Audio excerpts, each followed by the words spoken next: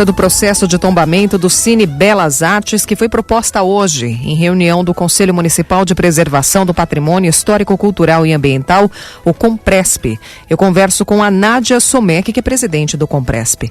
Boa tarde, Nádia. Boa tarde, Alessandra. Boa tarde aos ouvintes da Rádio Estadão. O que ficou definido na reunião, Nádia, o Cine Belas Artes será reaberto ou não? Foi desarquivado o processo a pedido da população, porque houve uma audiência pública na quinta-feira passada, dia 5 de setembro.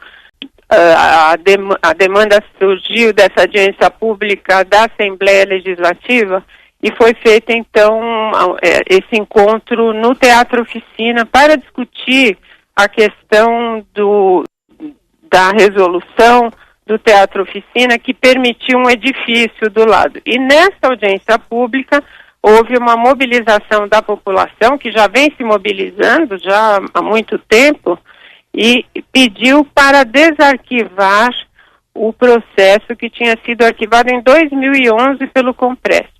Houve uma discussão se o Belas Artes devia ou não ser tombado, o edifício do cinema devia ou não ser tombado, e todo um debate foi feito já há mais de 3 anos, e a conclusão que o Compresp chegou em 2011 foi de que o edifício em si não deveria ser tombado. Por quê? Porém, o Condefat tombou a fachada do Cinema Belas Artes, do Cine Belas Artes. Hoje, o que está funcionando por lá, Nádia? Nada. Infelizmente, a cidade perdeu o cinema e não tem nada no lugar. Então, perdemos todos. Perdeu o proprietário, que fechou o cinema, não pôs nada no lugar porque está essa discussão.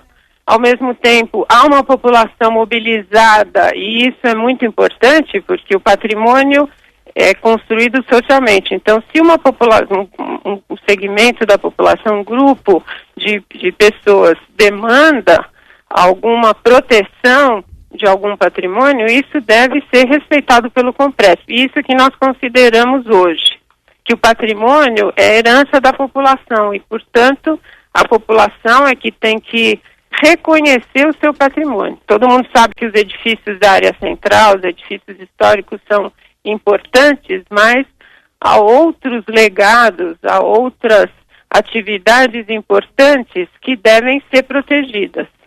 Mas então ele será reaberto? Foi desarquivado. Nós pedimos uma nova informação, porque se o edifício não necessariamente deverá ser tombado, alguma coisa deverá ser protegida, porque neste momento a cidade de São Paulo só perdeu com esse esvaziamento desse edifício e dessa atividade. Nós temos em frente o antigo Riviera, que vai ser reaberto, tem a passagem da Paulista com Consolação, que é conhecida por todos nós, e que está em processo de readequação. Então, tudo isso requer que haja uma atividade, e o Belas Artes era a atividade que os paulistanos reconheciam como seu patrimônio. Isso se verifica pela mobilização da população em torno ainda da volta do Belas Artes como atividade naquele edifício. Nádia, mas desarquivar o processo significa o quê? Abertura de novas discussões sobre o assunto, sobre a reabertura? Sim, porque a população quer que volte uma atividade que era considerada patrimônio.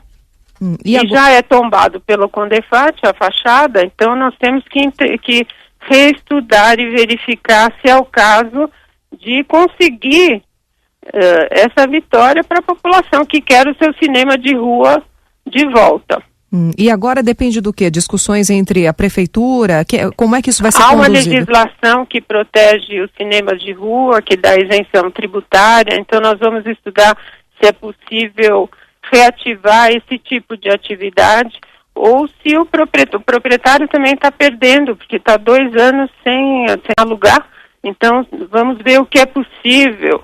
O nosso secretário também está discutindo essa questão, está verificando o que é possível fazer para readequar aquele espaço às necessidades da cidade de São Paulo. Ele seria reaberto, no caso dessa possibilidade, como cinema mesmo?